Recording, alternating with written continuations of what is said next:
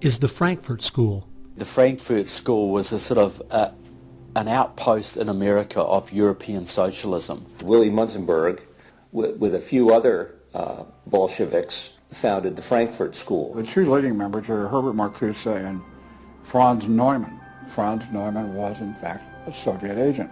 Their entire purpose was to stand the entire educational system of the West, and the United States in particular, on its head. Bertrand Russell, who worked with the Frankfurt School, said, "By using psychological techniques to teach the children, we will be able to produce, quote, an unshakable conviction that snow is black," unquote.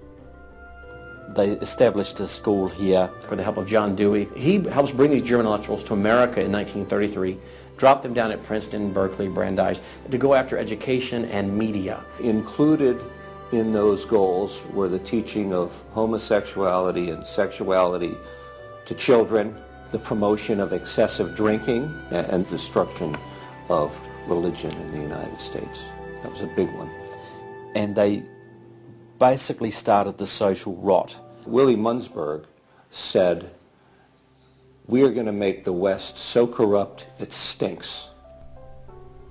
I love spending time with my family, July 4th, baseball, and apple pie, and my mind can't even comprehend that there were groups of intellectuals back in the 1930s plotting and planning how they could make America so corrupt it stinks. There are certain lines and certain limits, and the left has always pushed it as hard as they can, as far as they can, and will protect any pornographer, any deviant, any negative cultural form they can find, basically to degrade the culture. And that goes right along with the feminism of today, which was part of the Frankfurt School's desire to destroy a patriarchal society for a matriarchal society. In other words, remove the father as the loving provider, discipliner, discipler, leader of his home, where you instill virtues and integrity and modesty. That's been broken down on purpose because they knew if they could destroy the family, they could destroy a nation. And instead of having a father who leads and disciples and protects the home and provides for the family, the government steps in as a nanny state. The Frankfurt School developed the concept of cultural Marxism. Penetrate the culture, take it over, and then everything else will follow. And of course they did that, and today we've had a complete cultural revolution. As many people in America are familiar with the phrase "make love, not war," that actually came from Herbert Marcuse, who was with the Frankfurt School. So these guys went after education, they went for media, and they've been very successful in changing the entire worldview of Americans through what they call political correctness, but it's really cultural Marxism, with the goal being to destroy Christianity, then create chaos, and then move to their ultimate goal, which is from cultural Marxism to traditional Marxism, which is socialism. Most of the strategy to remake America from within started with Antonio Gramsci, who wrote over 2,000 pages back in the 1930s outlining how to take a Judeo-Christian culture down from the inside. The plan he suggested has been the main focus of the left ever since. Antonio Gramsci was a neo-Marxist philosopher. Antonio Gramsci was an Italian communist.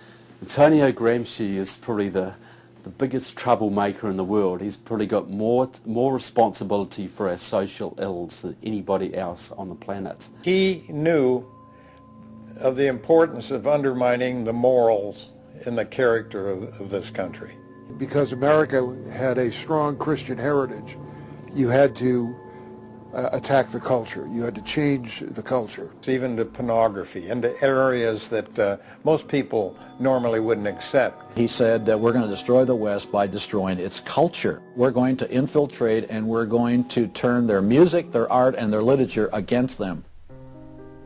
That means that you penetrate the universities, you write the books, the novels, the poetry, the music, the book reviews. And once you control the culture, then you can sort of shape the thought of rising generations. He differed with Marx. Instead of, for example, destroying the church and the other basic institutions, he said infiltrate them and use them to change the culture. What Gramsci had to say was that This is the way that government is perpetuated and society is perpetuated, is through these churches, because they set the standards. They set the framework of the way people live, of rules, how a family should be structured.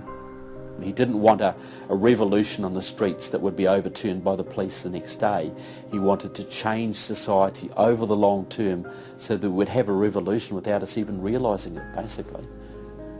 And the communists have been very effective in promoting their ideology in Hollywood, in the mass media. And I think he was quite right. I think that's exactly what has happened. I think that's the way it's worked. I think it's working that way now. And that's where a lot of these people come from. And that's been the big success story of communism in the last 50 years. It's the professors, it's the educationalists, it's the journalists. They are the shock troops, the Gramscian shock troops of the future. And one of Gramsci's all-star disciples, Saul Alinsky, became one of the most influential radicals of the 1960s.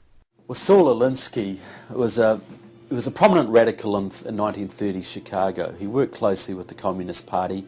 He used to go down and train at the rifle range with Leon Dupre, who was later a mentor of Barack Obama.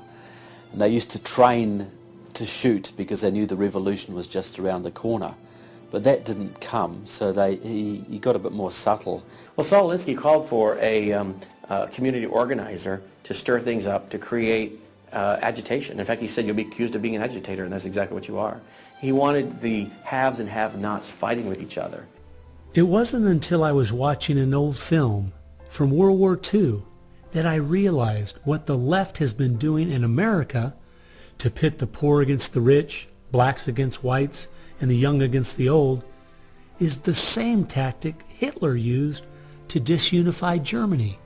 You see, they knew that they were not strong enough to conquer a unified country. So they split Germany into small groups. They used prejudice as a practical weapon to cripple the nation. Remember that when you hear this kind of talk. Somebody is going to get something out of it, and it isn't going to be you.